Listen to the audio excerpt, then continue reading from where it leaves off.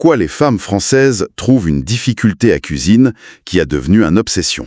Voilà, c'est court, c'est direct, et grammaticalement, on sent que c'est peut-être une note rapide, hein, avec ce « a devenu », Exactement. mais ça pose d'emblée une question, ou en tout cas ça soulève un point. Bon, alors allons-y. Essayons de comprendre ce que ça suggère, cette formulation. Ce qui marque tout de suite, c'est l'association des mots. Difficulté et obsession. C'est un duo assez percutant, vous ne trouvez pas? Une difficulté, bon, ok, mais qui se transforme en obsession. Comment ça marche ça? C'est exactement ça, c'est cette juxtaposition qui est fascinante. D'un côté la difficulté, de l'autre l'obsession. Alors, essayons de creuser un peu. La difficulté d'abord, de quelle difficulté parle-t-on au juste? La source est très brève là-dessus. Est-ce que c'est technique? Genre suivre une recette compliquée? Ou le manque de temps, peut-être? C'est un classique. Oui, le manque de temps qui rend tout plus compliqué. Ou alors une pression? Pression sociale, personnelle, l'idée qu'il faut savoir cuisiner, surtout en France. Voire même simplement un manque d'envie qui fait que tout paraît insurmontable. La source dit difficulté, mais ça ouvre un champ assez large en fait. C'est clair. Et puis il y a l'autre mot, obsession. Là, ça devient encore plus fort. Ah oui, obsession, c'est un terme chargé. Qui est obsédé? C'est ça la question. Est-ce que ce sont les femmes elles-mêmes qui, face à la difficulté, développeraient une sorte de fixation? Pour surmonter l'obstacle, peut-être? Voilà, une volonté de maîtriser à tout prix. Ou alors, est-ce que l'obsession vient d'ailleurs? Du regard extérieur, des médias, de l'image qu'on plaque sur elle? L'image de la Française qui cuisine bien sans effort. Exactement. Et cette image créerait une pression telle, une obsession collective en quelque sorte, qui, en retour, générerait chez elle ce sentiment de difficulté. C'est complexe, et d'ailleurs, cette formulation « qui est devenu », même si c'est peut-être juste une faute de frappe ou une note rapide, ça ajoute une couche d'étrangeté, non? Ça rend le truc encore plus sujet à interprétation. Oui, c'est vrai. Et la structure même, une difficulté, qui a devenu une obsession, ça suggère quand même un lien, une sorte de transformation. L'interprétation la plus directe, ce serait que la difficulté vient en premier et elle cause l'obsession. On imagine bien la frustration de ne pas y arriver comme on voudrait, l'impression de ne pas être à la hauteur, et paf, au lieu de lâcher l'affaire, ça devient une fixette. Un peu comme un sportif qui rate un geste et qui va le répéter jusqu'à ce que ça passe, parfois jusqu'à l'excès. C'est ça, la difficulté qui nourrit la détermination qui peut glisser vers l'obsession. C'est une lecture possible. Oui, mais on pourrait presque inverser la logique, non? Est-ce qu'une obsession de départ pourrait créer la difficulté? Ah, comment ça? Imaginons une obsession pour l'idéal. L'idéal de la table parfaite, du repas fait maison impeccable, de l'hôtesse qui gère tout avec une aisance incroyable. Le fameux dîner parfait. Voilà. Si on est obsédé par cet idéal, est-ce que ça ne rend pas la cuisine de tous les jours hyper stressante, hyper difficile? Chaque plat devient un examen. Vu comme ça, oui.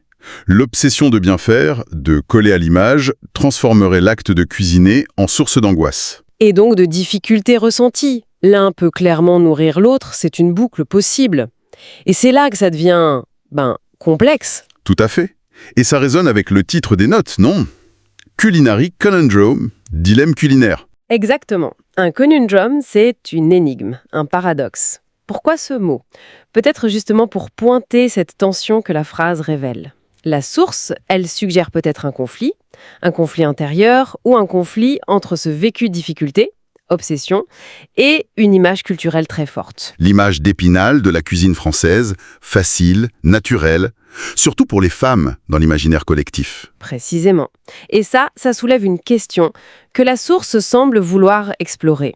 Est-ce qu'il y a un fossé entre une réalité peut-être plus difficile, plus anxieuse, et une représentation idéalisée, un mythe culturel de l'aisance culinaire à la française? Un décalage, en somme. Oui, un décalage.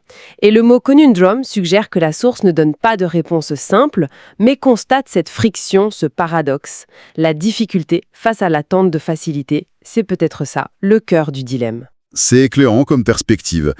Et si on élargit un peu, trouver la cuisine difficile, par moment, franchement, ça doit parler à pas mal de monde, non? Ah bah oui, clairement.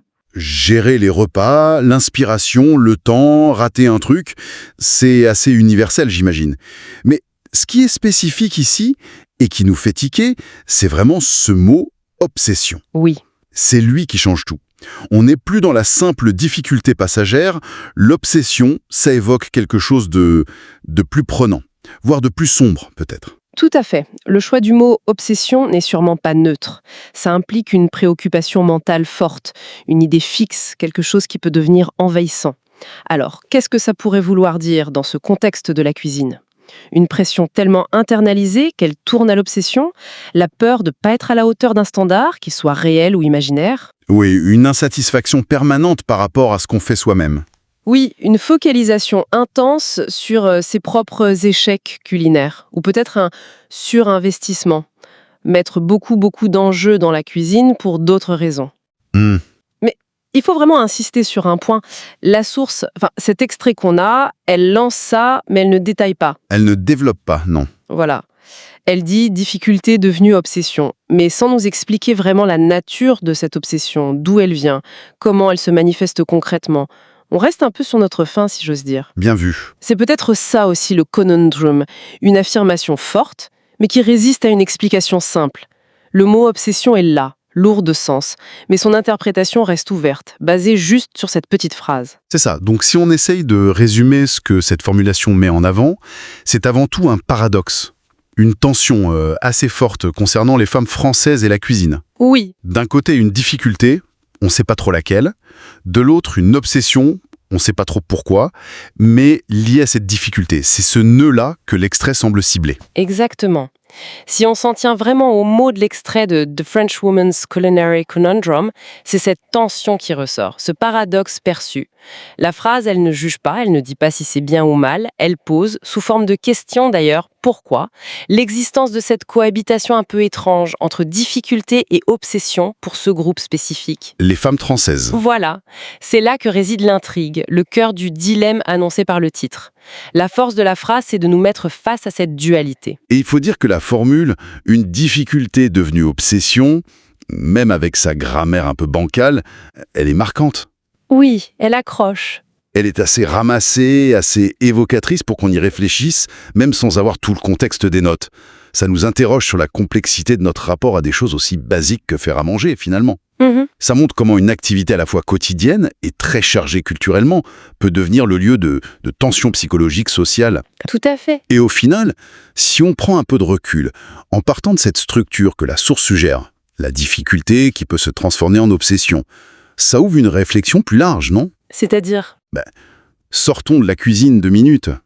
Dans quels autres domaines de la vie, une difficulté qu'on rencontre, un obstacle répété, un sentiment d'échec, peut basculer vers une forme d'obsession, une focalisation qui prend toute la place. Ah oui, bonne question. Que ce soit au travail, dans le sport, les relations, l'apparence même.